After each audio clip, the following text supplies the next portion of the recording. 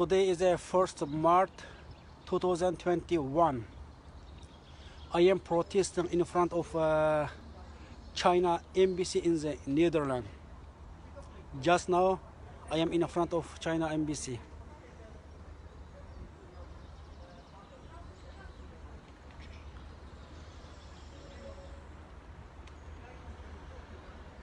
Assalamu alaikum, hürmetli qarindoshlar. Men hozir Xitoy tajovuzchilarining Gollandiyadagi elchixonasining oldida mana Turkiyadagi qarindoshlarimizning oil navbatidan millat navbatigacha degan harakatini qo'llash yuzidan men bu Gollandiya Xitoy elchixonasining oldida mana tinish shakllik namoyishni boshladim. Hozir keldim. Mana elchixonaning ichiga kirayotgansizlar. Mana o'sha old darvoza mana xalqlar kirib ketyapti. Viza ollar. Men bu yerga lozunkalarımni tizib qo'ydim.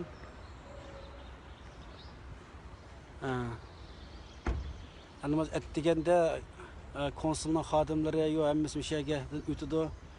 Muataraf yana bir kirish darvozasi bor. Shuning o'rtasida ayni ko'rdinglar. Xitoy tajovuzchilarininki mana davlat gerbi, bu bayrog'i bizim Gollandiyadagi qarindoshlar Gollandiyadagi tashkilotlarning o'rinlashtirishi bilan bugun bu namoyishning birinchi kunini boshladik. Bu namoyishni uzun davomlashdi. Har kuni 2 dan 3 gacha adam namoyish qilsa bo'ldi. Undan jiq namoyish qilishga bo'lmaydi. Bergan yerimiz shu.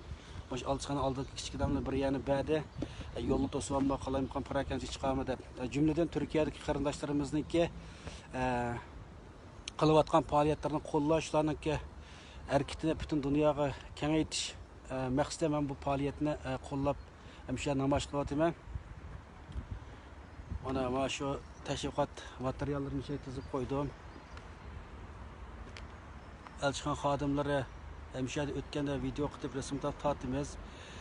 Ana kendinden bugün olayda şekilde de başlayımız diyen namayişine Xitoy elçixonasining oldida bizning Sharq Turkistonning davlat marshini quyosh orqali Sharq Turkistonning oy yulduzi ko'k bayrog'ini mishada chiqarib rasmiy murosim bilan boshlaymiz.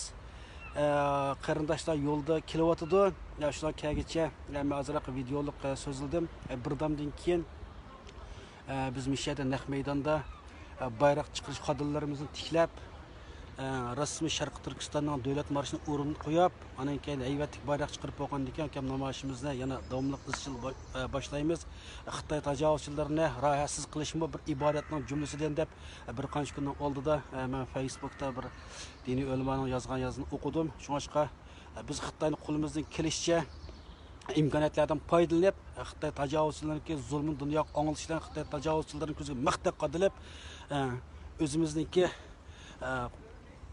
imkoniyatlardan foydalanib bu faoliyatlarimizni olib berishimiz kerak. Mana o'tgan men Xitoy elchixonasiga aşağı kirgan vaqtda tutg'ay shu mana yana aşağıdan hozir meniki turish nima mishagicha mana muatarif o'tash bo'lmaydi-da. Shunga endi ichiga kirib mishada turma. Birdan lekin vaqirab jaqirab shu namoyishni boshlaymiz. Videoni taqib qo'yinglar. Birozdan keyin rasmiy bayroq chiqish murosimi o'tkazgan vaqtida videoni bir taqib ham baxlab qo'yinglar. İnşallah bütün dünyadaki qarindoshlarga salom. Hammanglar bu imkoniyatni yor bergan doirada har xil shakllarda Xitoy tajovuzchilarining qirg'inchilik dunyoga anglitishi bilan o'zimizniki oilamizning beshiq kelgan qismatni bir millatning qismati bilan selishtirib har birimiz vatani bo'layotgan qirg'inchilikniki tirik isbotlari jonliq shohidlarning rasmlarini ko'tarib bu Xitoy tajovuzning qirg'inchiligini anglitishimiz kerak. Shundaqla bütün dünya bo'yicha tunji qadim Amerika, undan Kanada, undan Yevropa, tunji qadim Gollandiya hukumati Xitoy tajovuzning qirg'inchilik irqiy qirg'inchilik deb e'tirof qildi. Buning uchun samimiy rahmatimizni aytamiz.